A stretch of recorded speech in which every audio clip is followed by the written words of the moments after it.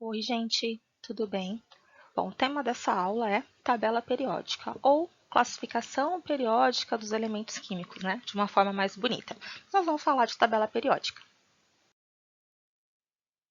Bom, a tabela periódica, ela é dividida em períodos ou séries, que são, né, as linhas horizontais. Nós temos até sete linhas, porque os elementos químicos têm até 7 camadas. Isso é uma relação importantíssima.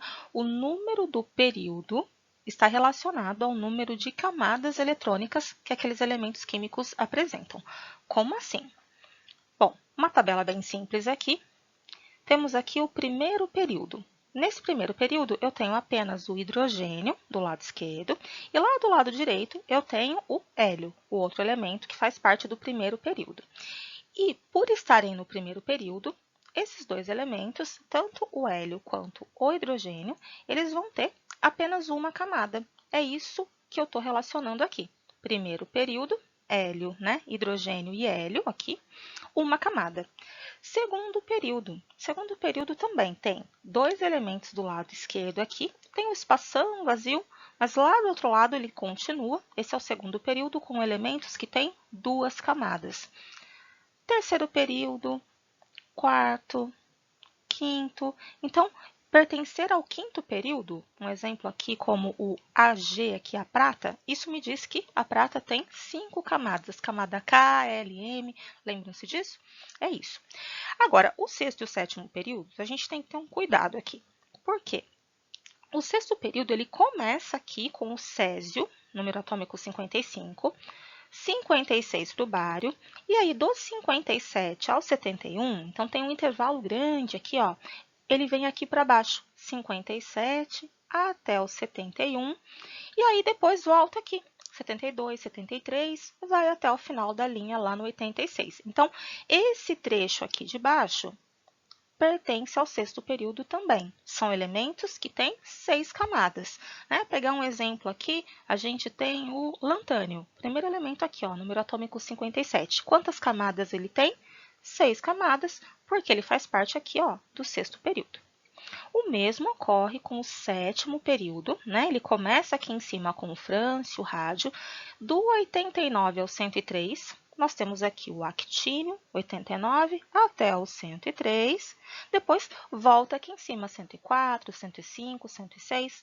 Esses dois pedaços de período, eles têm um nome, né?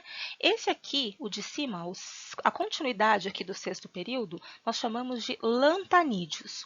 Por quê? Porque o primeiro elemento desse trecho é o lantânio. Então, essa aqui é a série dos lantanídeos, né? É um trecho do sexto período que começa com o lantânio.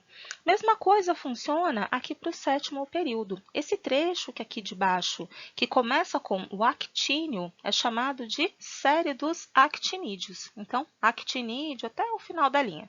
É só uma curiosidade, o importante aqui, né? Eles pertencem ao sexto e sétimo período aqui, respectivamente, porque fazem parte aqui, ó, se encaixam nesse pedacinho da tabela periódica. Fazendo uma revisão bem rápida, né, da estrutura dos átomos, o que a gente tem? Um símbolo de um elemento químico X qualquer, o A, que é o seu número de massa, soma de prótons e nêutrons, e o número atômico Z. A representação grosseira aqui de um elemento químico seria isso aqui, né? Núcleo com prótons e nêutrons, e a eletrosfera, né, contendo os elétrons. Outra coisa importante aqui, a última camada de um átomo é chamada de camada de valência, aquela camada mais externa, é importante também saber reconhecer. Então, estrutura atômica, modelo mais recente aqui que a gente estudou, modelo de Rutherford-Bohr, né, com camadinhas, núcleo, eletrosfera. Bom, lembrando que próton e nêutron, eles fazem parte do núcleo do átomo, próton com carga positiva mais 1, nêutron com carga 0 e a eletrosfera que contém os elétrons. Um exemplo de um elemento químico real agora, né? Nós tínhamos visto ali o X, o flúor, que é um átomo com 9 prótons, número de massa ali, né? 19. E esses 9 prótons, eles indicam o número atômico, que é 9. O que nós sabemos? Que o átomo de flúor tem 9 prótons e 10 nêutrons no seu núcleo, essas são as partículas nucleares, mais os 9 elétrons da eletrosfera, quando eu estou falando de um átomo neutro, que não tem nenhuma carguinha aqui em cima, não perdeu nem recebeu elétrons. Fazendo a distribuição eletrônica, olha lá, lembrando como que é, né, distribuição eletrônica em camadas, K, L, M, N, O, P, Q, as 7 camadas, relacionadas, agora há pouco a gente viu, aos 7 períodos da tabela periódica. No caso do flúor, é um elemento com 2 camadas, portanto, está no segundo período. Além disso, na camada de valência, a gente tem 7 elétrons. Sódio, também um elemento com 11 prótons aqui e 11 elétrons, átomo neutro, né? Número de massa 23. Olha as camadas, K, 2, L, 8, M, 1. 3 camadas, terceiro período. Além disso, na camada de valência tem apenas um elétron. A camada de valência é sempre bom a gente saber reconhecer, identificar quantos elétrons tem, porque ela acaba sendo uma camada muito importante na estrutura eletrônica de um átomo, certo? Bom, por que essa camada de valência é tão importante? Porque agora nós vamos analisar as colunas da tabela periódica, né? As linhas verticais. E para um certo grupo de elementos, que são chamados de representativos, o número de elétrons da camada de valência está relacionado com o número da família ou grupo. Como assim? As linhas verticais, as colunas, elas são chamadas de famílias ou grupos. Nós temos na tabela periódica 18 grupos ou famílias, né? Ó, começa aqui na 1, vai até a 18. E para os elementos representativos, que eu já vou destacar quais são, o número que aparece aqui em cima, 1, 2 e assim por diante, esses números indicam a quantidade de elétrons na camada de valência. Outra coisa importante dentro das famílias é que os elementos que fazem parte de um mesmo grupo ou família, exemplo, primeira coluna aqui, são elementos com propriedades químicas semelhantes. Se eu pego uma outra coluna qualquer, aqui ó, a 16, os elementos que pertencem a essa coluna têm propriedades químicas semelhantes. Isso é uma informação que vem do posicionamento do elemento dentro da tabela periódica. Bom, mas quem são esses elementos representativos que estão ali destacados? São esses aqui. As famílias 1 e 2 e a família 13 até a 18 são chamados de elementos representativos. Essa parte central aqui da tabela periódica, incluindo aqui os lantanídeos e os actinídeos, são chamados de elementos de transição. Eles não são representativos. Então, o foco aqui nessas famílias destacadas é que se o elemento está na família 1, ele tem um elétron na camada de valência. Se ele está na família 2, ele tem 2 elétrons na camada de valência. Isso não pode ser aplicado aqui nos elementos da parte central da tabela, mas se o elemento está na família 13, ele terá 13 elétrons na camada de valência. Então, eu pego só o segundo algarismo. Se ele está na família 17, ele terá 7 elementos na camada de valência. Então, essa é uma outra informação muito valiosa aqui que sai da tabela periódica. Pela família, eu consigo definir quantidade de elétrons na camada de valência. Essas famílias de elementos representativos, nós também chamamos de famílias do tipo A, né? As famílias do tipo A, que são essas mais altas, A1, A2 e da 13 a 18, elas também podem ser numeradas assim. Ao invés de 1, 2, depois 13, 14, existe essa outra maneira de numerar, que é 1A, 2A, 3A, 4A, e assim por diante. Aqui na parte central, nós temos os elementos chamados de transição e eles são chamados de famílias B. Então, tem famílias do tipo B aqui no meio, onde o número da família não está associado com a camada de valência do elemento, então a gente acaba não falando muito disso, mas para essas famílias A, o número indica a quantidade de elétrons na camada de valência dos elementos, ok? Por exemplo, família 1, 1 elétron, 2 elétrons, 3, 4, 5, 6, 7 e 8. Tem uma exceção aqui nessa família, uma exceção importante, que é o hélio. O primeiro gás nobre aqui, né, ele não tem 8 elétrons na camada de valência, até porque ele é um elemento que só tem uma camada, que é a camada K. Essa camada ela só pode ter no máximo 2 elétrons. Então, o hélio ele é uma exceção. Ele está aqui nessa família 8A, por um motivo importante, ele é um gás nobre, assim como os outros, e ele tem as mesmas características, mesmo não tendo 8 elétrons na camada de valência. Então, assim, né, por semelhança de propriedades, ele foi colocado aqui. Ele é um gás nobre, mas ele não tem 8 elétrons na camada de valência. Aliás, né, o nome gás nobre é o próximo assunto que eu quero mostrar para vocês, que é algumas famílias que receberam nomes próprios e a gente precisa conhecer. Por exemplo, nessa tabela aqui, eu defini quais são essas famílias que eu preciso saber o nome, e elas têm nome próprio.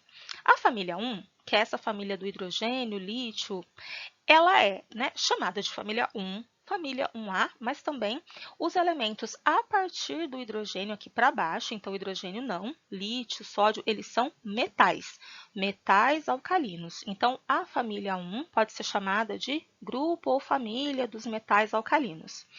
A família 2, né, família 2 ou 2A, eles vão ser chamados de metais alcalino-terrosos. Então, metais alcalinos terrosos.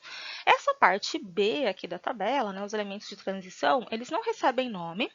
E aí a gente vai lá para outra parte dos elementos representativos. O que nós temos aqui? Família 13 aqui é a família do boro. Boro é o primeiro elemento. Não é usual falar a família do boro, só, né, em alguns casos vocês vão encontrar a família do carbono, que é o primeiro elemento da família. Família do nitrogênio. Então, não são nomes próprios, na verdade é só uma indicação. A família do carbono é aquela família que começa pelo carbono. A gente costuma usar mais família 13, 14, 15. Já a família 16, essa tem nome próprio. A gente chama de família dos calcogênios, ou grupo dos calcogênios.